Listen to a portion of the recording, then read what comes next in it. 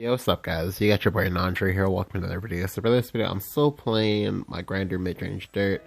Now, the game I'm about to show you is it's actually really funny and really interesting because, I know sometimes people tell me that you can't beat dragon as dirt. You can.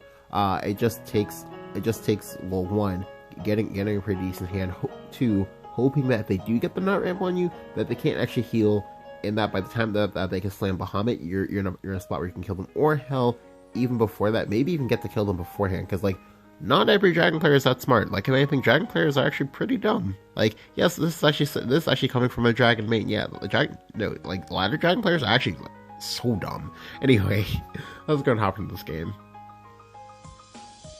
So I actually have two different ones that are good to show you guys. So I'll go ahead and show you guys both of them. Thankfully, let's go and hop into the first one. So this one is the more funny one and the more, I guess, important one. Because, this one, my opponent just got blown back. Oh, God. Now, you can win the extended games versus Dragon. Now, but I don't think you want to... But you definitely don't want to try to do... You definitely don't want to try to go for that if you can avoid it. Because, even though this deck, is, a grinder deck, because, I can easily go to, turn, 15 if I need to. You definitely do want to have the option to end the game a lot sooner if need be, because there's a lot of crazy stuff you can run into, like queen combos or polyphonic roars, things like that. So I'm going first. I get the cauldron plus telescope. This is nice. So if I ever brick on a turn, I can go ahead and just draw two and just keep it moving. Now when he passes on one, it was a slight pass, so I knew that so I wanted to see what he redrew. We know that he redrew 3 cards. We have no idea what his hand is. It's very, very important when you play versus dragon. In order, they go ahead and you track their mulligan, so this way you know what to expect. I go ahead and play out the Star Series here. I play it out here because I picked up not the best of hands. I have 2 Levi's here. I can't evolve either of these Levi's, so I might as well just play these out. So I do get to pick up the Carl for turn 3. This is nice.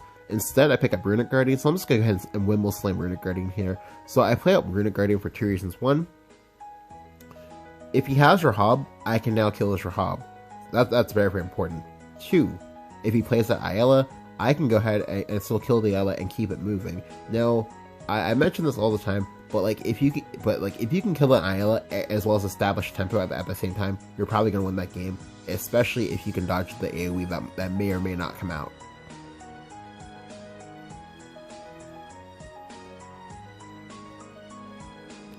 So here he gets Dragon Summoner. Into Dragon Summoner, I'm oh, okay. And that's fine. But what we're going to do here is I'm just going to go ahead and I'm just going to tempo out both of these Levi's. So a big thing about Levi that you might not know is that Levi is actually one of, well, I mean, you probably already knew this, but Levi is one of the strongest turn 4 evolves in the game. However, what you don't know is that the Levi is technically a +5 attack evolve. The reason why is because if you can actually get to attack with the Levi will do 4 damage, then the Crystal Sorcerer will do 3 more damage for a total of 7 damage from a 2-drop. Zell, eat your heart out. But anyway, I'll go ahead and I'll trade here. Now, I make these trades on purpose. This way, there's no possible way that he can clear all of these all at once. He has to have exactly the combination of double Blazing Breath plus Ayala. Or if he has Salamander, that's good too. But if you use the Salamander here, I'm perfectly fine with that. Because that means that's one more. That means that's one less Salamander they can use next turn. But instead, he plays out another Dragon Summoner. I'm oh, okay, all right. But this turn is going to be the turn where I start getting aggressive. So we'll see me go ahead and immediately just snap evolve the Levi, and I'll go ahead and go face. I'll also make some value trades. Now the value trades are both good and bad. If I don't make the value trades and he has the AoE, I lose the game.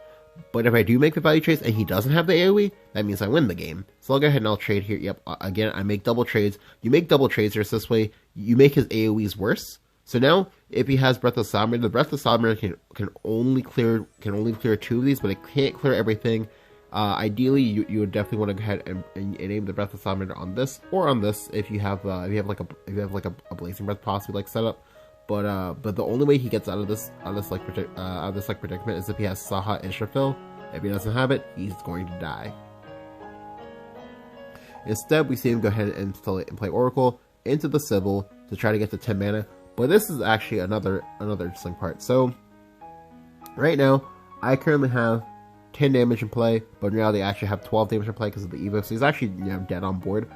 He will be going up to 14 this turn. However, we both know that I have the Crimson Sorcerer in my hand, so it actually does up the damage I have considerably. So, if we assume that he kills this, which is actually the best possible play for him to kill, then he goes back up to 14. I evolve this. I evolve this. He goes down to 1. He goes down to 1, but he's still alive because I still have to kill the Sybil, so I'll actually lose damage from doing that, and if he has the Baja, he wins the game. However, if he trades here, or basically, if he either trades here or here, he loses the game. However, on paper, a lot of people get enticed to go ahead and clear off the, like the initial bigger creature, which is what we'll see him do here. But that's not good enough because both Levi's are 8 damage on their own, and then the Levi will give me another burn spell. So he is in fact just, dead. He's dead on turn 6. I didn't need like any like elaborate like magic illusion to set up. All I needed to do was just get very, very aggressive and just blow him out. Now, a big thing about this game is that he didn't actually have like a single removal spell. He just had like creatures, which ordinarily would be pretty good, except they're not good when I'm able to just like value trade into your creatures and they don't have the AoEs or you don't have like the clears for them. So really unfortunate on his part, but hey, we take those.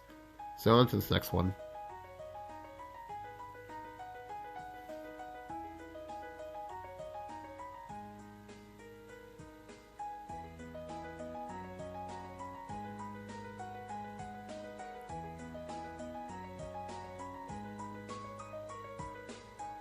Alright, now again, for this one, I'm going first, so, same game plan if I can get it. If I can't get it, that's fine. Keep the Levi, because the Levi is a play on 2. Like you definitely still want to curve out. Like, if he clears it, he clears it, but, like, you definitely want to curve out, and you definitely, want to get, like, some early game chip damage in. It's very important that they get all of that in, so this way the Dragon player can't actually heal off the damage you do later. Or if they do heal it, they can't heal for all of it, is what I'm trying to say. So again, I'll play out the Levi for tempo. We see that he drew 2 cards, so we can infer that, yep, he has the Oracle. Now, he might have the Ally, he might not have the Ally, and that's fine. Like, if he does, that's fine. I'll go and play out Carl Healer. I'll play out Carl Healer. If he does have the Ally, then I'll just go ahead and I'll value trade with the Carl and go ahead and Halo Golem in the face. Instead, he plays up the Blazing Breath into Dragon Summoner. Now, Dragon Summoner is not Ayala, which is good for me.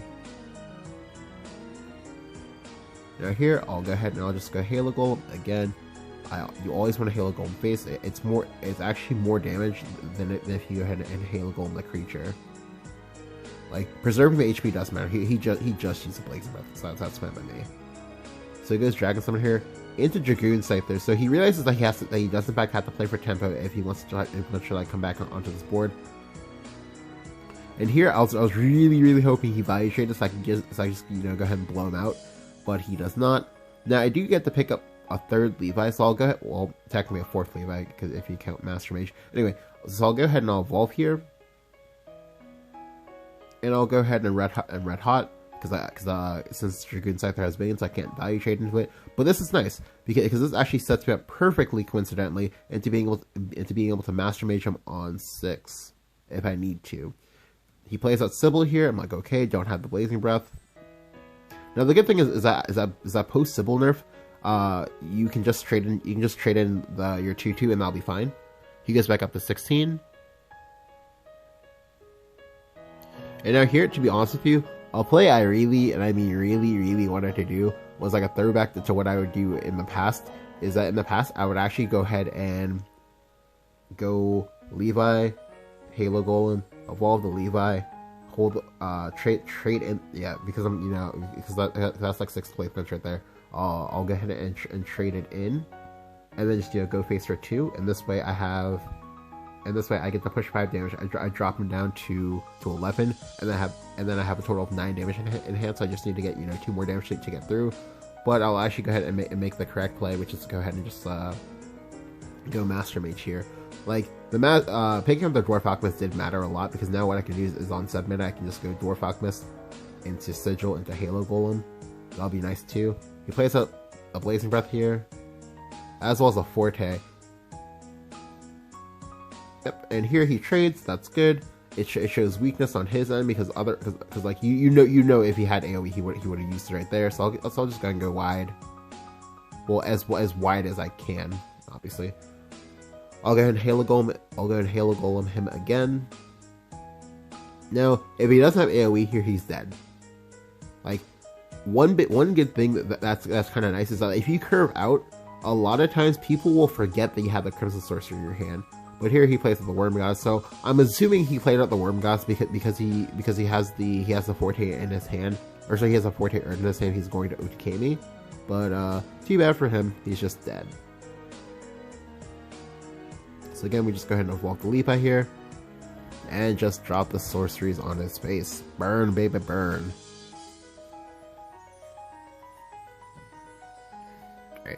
Now again, for this game isn't as like I guess impactful as the other game because like he only got like double ramp here. He didn't get triple ramp, so or sorry, he didn't get triple or even like quadra ramp, and that's actually a very, very big deal. Sometimes he also like only had like one rule soul, so like so like for those two games I was pretty good at dodging Breathless Salamanders, but I was favored to win from both of those situations, like not because of being able to dodge Breathless Salamander, but because I was playing more aggressive than he probably thought I was. Additionally, due to the fact that Burn Dirt is very, very popular, sometimes you might find people who might go ahead and like hold on the removal on things that aren't Magic Illusionists, just this way they can like try to have a better time dealing with that. But surprise, I'm not actually playing. Oops, sorry, I'm not actually playing any Magic Illusionists. And that's actually a very, very big thing, just because like when you have the surprise factor just means so much in this game. Well, in any game actually, but a lot in this game, just because like you tend to like throw people off kilter, and that's pretty good. But yeah, if you enjoyed the video, go and leave a like. Go and hit the subscribe button if you haven't. Let me know what you think about the grind or mid-range dirt down in the comments below. Do you like it? Do you hate it? Do you love it? Yeah. Thank you guys for watching. I'll catch you guys next time.